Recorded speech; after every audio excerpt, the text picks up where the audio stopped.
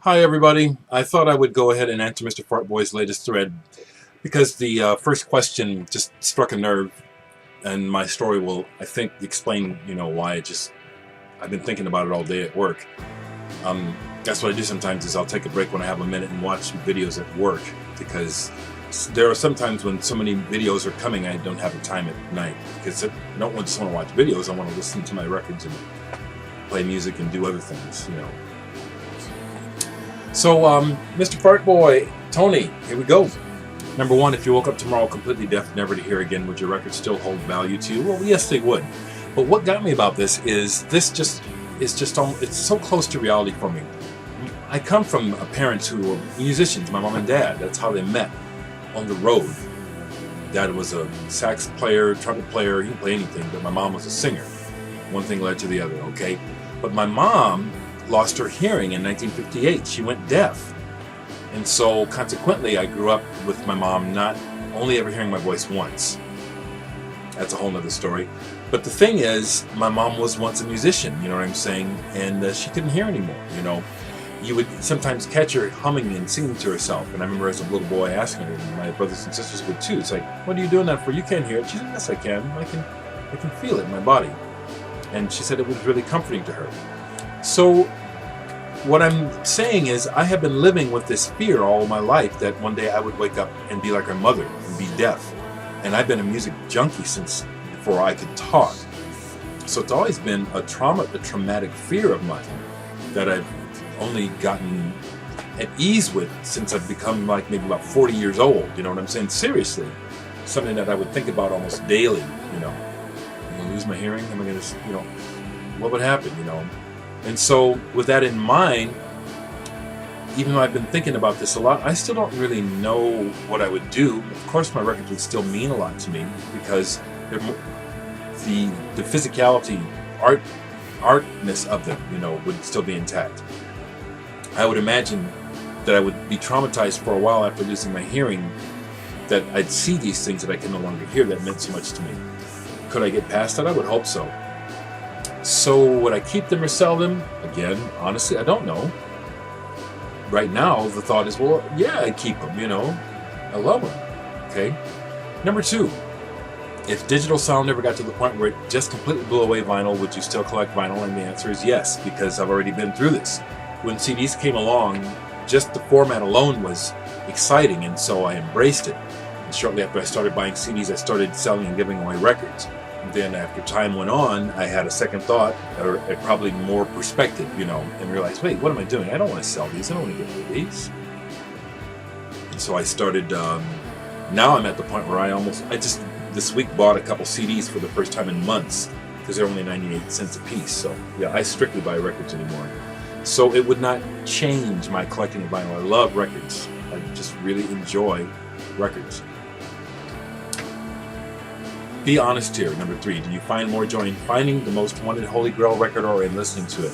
And my answer is honestly, it's both. And they're two different highs because two things, crate digging and finding records you're looking for. When you find it, it's an unbelievable joy. And it's just what an endorphin rush. You know what I'm saying? It's fantastic. Now, what I can say is for myself, the music really has always been the most important thing to me. So when I find a record I'm looking for, listening to it, especially something that I've been looking for because I like it, when I listen to it, that's a whole nother high in of itself. Very satisfying. Very satisfying. My computer crashed on the first time that I was answering this, and so I'll try to tell the story again right quick.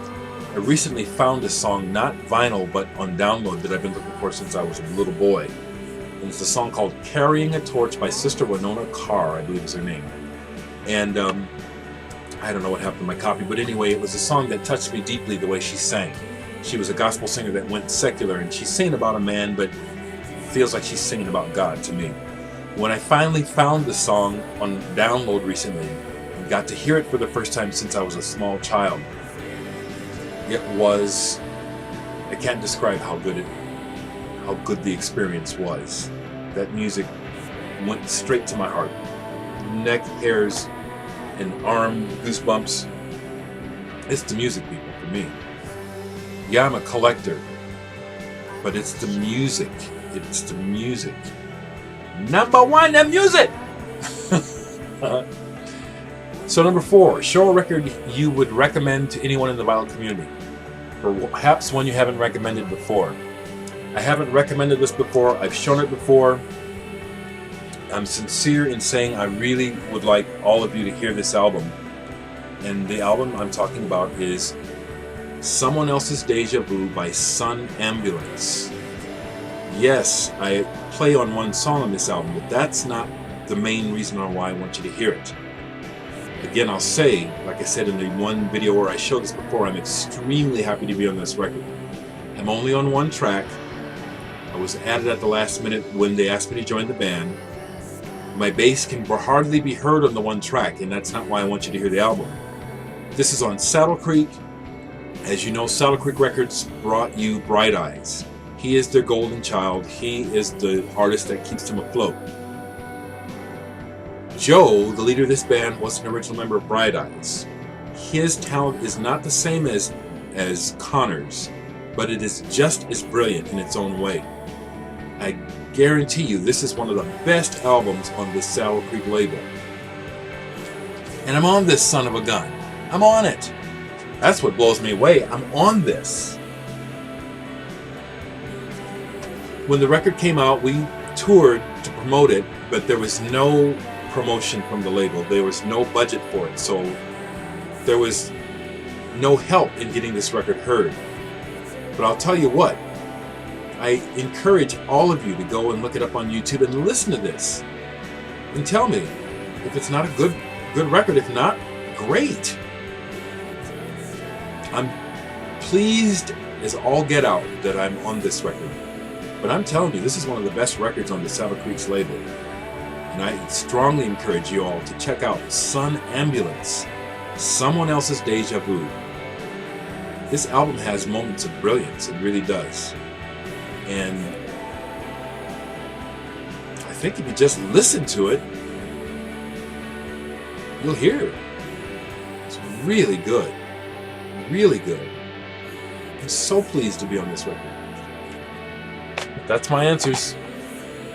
Leave comments. Oh, right quick.